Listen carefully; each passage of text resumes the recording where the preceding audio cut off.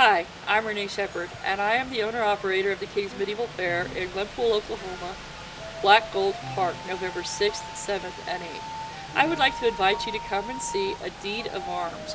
It is going to be a riot.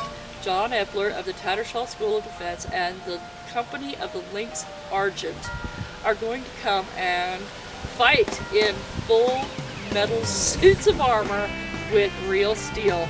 They're going to be hitting each other hard, and it's going to be absolutely fabulous. I cannot wait for y'all to see this.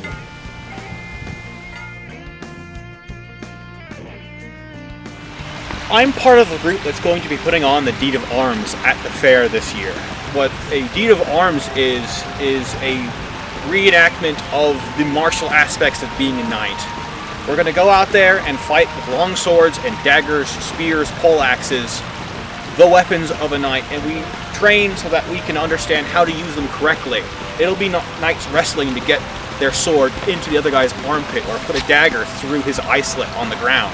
We'll be putting on a full 3-day tournament of these sorts of fights. Matched weapons, unmatched weapons, going out with everything, going out with nothing.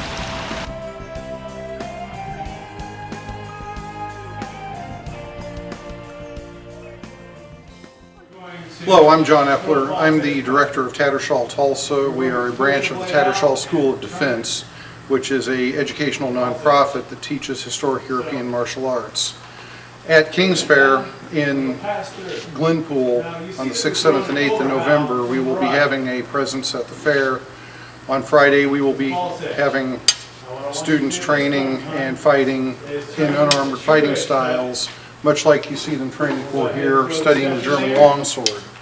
We will also be having a fully armored Deed of Arms on Saturday, hosting 2 tournaments full of fully armored combatants fighting in the manner that knights would have fought during the 14th and 15th centuries. Sunday we will continue to do other fighting and education for the public by explaining what we do, demonstrating the kind of fighting we study here. At the Deed of Arms, we will have people demonstrating both fully armored and unarmored combat based on actual writings from the Middle Ages and Renaissance. As compared to theatrical fighting, these will be actual fighting techniques that were actually taught during the Middle Ages and Renaissance by various fight masters in both Italy and Germany. The tournaments we'll host on Saturday will allow a person to see what an actual foot combat tournament of the High Middle Ages was like as compared to what they see in television, movies, or in modern books. This will be an attempt to actually demonstrate by doing what was actually done during this time period. As compared to some sport forms of fighting today, the people fighting in the full armored tournament at this event will be wearing the combinations of full plate and mail armor to be able to be properly armored from head to foot, giving them enough ability to withstand blows from various weapons. One thing that we assume in our combat is that plate armor is protective against most everything, whether it be the edge or point of the sword or the dagger or the spear. We assume that the poleaxe head, a weapon that would be used, two-handed staff weapon, don't have an example here at the moment, but you'll see it out at the fair, would be used to defeat full plate armor. As compared to what you see in the movies involving full armored combat, you end up defeating an opponent actually mostly by using the point of the weapon to try to break through mail and find weak spots in the armor, as compared to trying to just beat on them with a sword, which is, once wearing proper armor, you see quickly how futile that effort actually is. Matty Gilliland is one of our students, and he will be competing in the armored combat. Now, as compared to what we were talking about earlier, we don't strike against the armor because it doesn't do a lot of good. If Matty and I were both to encounter each other in armor, we would be looking to engage and attempt to find a way to throw each other and put the opponent on the ground. Or Matty would be trying to find a way to gain leverage and put the point of his weapon maybe into my shoulder to punch through the mail using the full structure of his body in order to give him some ability to actually defeat my armor. If he just beats on my plate, it's not going to do a great deal of good. Now, again, for this kind of fighting, we're looking at it as a full combative system, not just a modern sport. Now, One thing that was common in the use of the longsword was an attempt to actually economize motion, use good body mechanics to strike. Instead of just trying to knock my sword aside, we're going to demonstrate a technique called a Faire. I'm going to make a simple strike at Maddie, who is going to feed one of the German master blows that was designed to break my attack and strike in the same action. By doing this, he has covered himself and has been able to produce a threat to me. Now, if he falls short and he points in front of me, he can drive a thrust in and wind against my blade. Or if I meet him with power,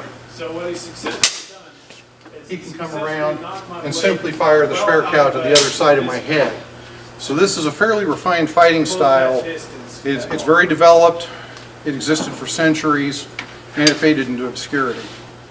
Kevin Franklin here is one of our longsword instructors who's teaching a class on the German longsword techniques that were prevalent during the 15th century. He's teaching the students how to structure and form their strikes for maximum efficiency, where they get the most effective use of the weapon by good body dynamics instead of just relying on trying to pound on their opponent. The weapons actually had a great deal of refinement in how they were used.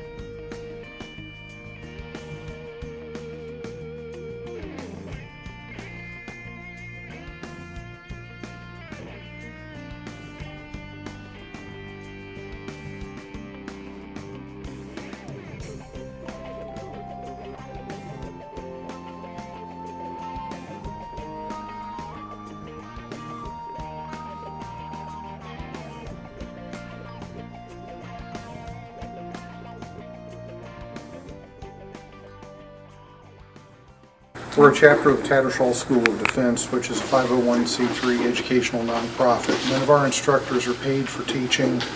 We run classes in Tulsa, Oklahoma, Monday and Thursday nights from 6 to 9 p.m. at VFW Post 577 at 1109 East 6th Street. Come to the Deed of Arms at the King's Medieval Fair.